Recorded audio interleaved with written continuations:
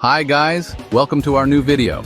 In recent years, French real estate companies have taken a deep interest in US properties, not through traditional acquisitions, but by tokenizing them on blockchain platforms. Tokenization allows them to break down property ownership into smaller, tradable units, making US real estate accessible to global investors who might otherwise find the American property market out of reach.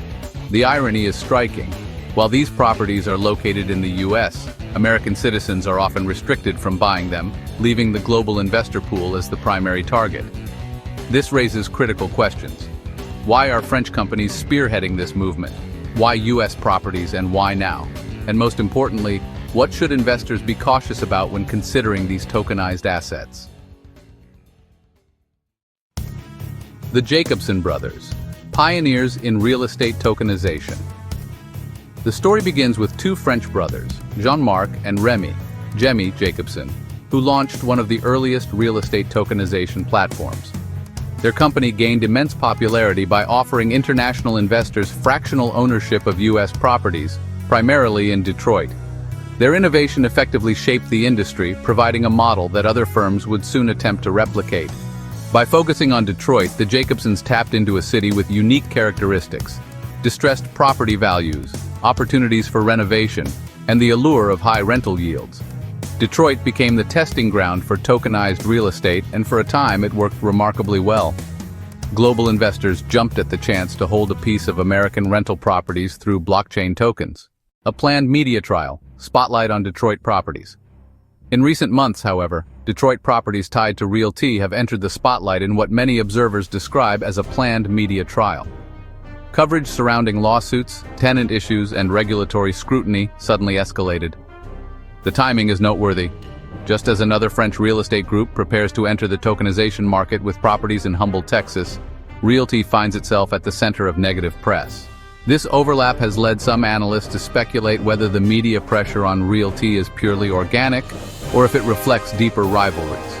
Both French groups operate in the same niche, targeting global investors with tokenized US real estate. Whether coincidental or strategic, the timing suggests that old business rivalries might be playing out on a larger stage. For investors, this should serve as a reminder that beyond glossy brochures and blockchain buzzwords, tokenized real estate is still subject to media narratives, legal battles, and the politics of competition. Detroit versus Humboldt, Texas. Why these markets? Both Detroit and Humboldt, Texas were chosen for strategic reasons. Detroit. The city has some of the lowest real estate prices in the US, making entry costs low. Investors were drawn to promises of double-digit rental yields. However, risks include aging infrastructure, tenant instability, fluctuating property values, and rising crime rates. The lawsuits and media scrutiny now add another layer of uncertainty. Humboldt, Texas. Located near Houston, Humboldt offers proximity to a major metro area with economic activity and population growth. Tokenization efforts there pitch stability and long-term appreciation. But Humboldt is not without risks. Issues such as oversupply in suburban rental markets, economic reliance on oil and gas, and slower liquidity compared to hype-driven Detroit tokens. By targeting these two markets, French companies positioned themselves on opposite ends of the investor spectrum. High-risk/high-yield Detroit properties versus more suburban, stable, Humboldt rentals. Both come with trade-offs. Investor precautions, reading beyond the sales pitch. For investors considering tokenized US properties, several precautions are critical. ROI versus reality. Promises of 11–17% returns often dwindle to 3–5% after accounting for blockchain transfer fees, conversions between networks, Gnosis, Tezos, Ethereum, Binance, and bank withdrawals.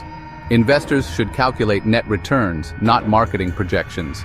Liquidity illusion. Tokenization platforms market liquidity, but in practice, tokens may sit unsold on secondary markets. Unlike public equities, real estate tokens lack deep trading volumes, media and legal risks. The Detroit case shows how quickly narratives can shift. A platform once hailed as a pioneer is now battling lawsuits and negative press. This has a direct impact on investor confidence and resale value. Geographic risks. While Detroit offers bargain prices, it also carries risks of vacancy, low-quality tenants, and volatile property values. Humboldt, on the other hand, could suffer from oversupply and dependence on a narrow economic base. Neither is risk-free. Cross-border complexity. Non-U.S. investors should understand that although these assets are located in America, access for U.S. citizens is often restricted. This creates a regulatory paradox that could one day face political pushback. Conclusion: global investors must stay cautious. French companies have undeniably shaped the U.S. real estate tokenization industry. From the Jacobsons' early dominance in Detroit to the new entrants focusing on Humble, Texas, the model has captured global investor attention. But the recent media trial of Detroit properties, coinciding with another French group's launch, shows that competition in this space can be as much about narratives and timing as about bricks and mortar. For investors, the lesson is clear. Tokenized real estate is not a shortcut to guaranteed profits. Between media dynamics, conversion costs, legal uncertainties, and market-specific risks, the attractive ROI headlines often shrink considerably in practice. Tokenization itself is not the enemy. Blockchain has real potential to democratize access to real estate. But without stronger regulations, transparency, and investor protections, global investors remain vulnerable to the same old risks, just wrapped in new blockchain packaging. If you are new to our video, please subscribe and share this video to save everyone from these scams. See you in the next video.